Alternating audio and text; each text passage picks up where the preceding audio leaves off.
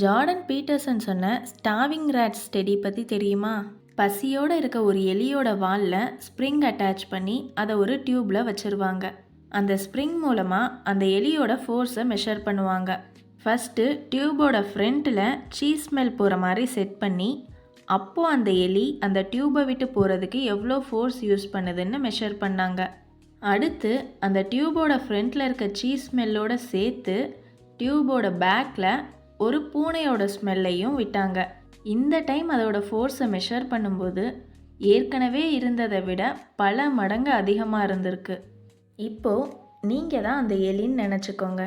இந்த டியூப்பை விட்டு நீங்கள் வெளியில் வர்றது தான் சக்ஸஸ்ன்னு நினச்சிக்கோங்க. நீங்கள் என்ன வாங்கணும்னு ஆசைப்படுறீங்களோ அதுதான் அந்த சீஸ் மட்டும் இருக்கும்போது உங்களோட ஃபோர்ஸ் கம்மியாக தான் இருக்கும்.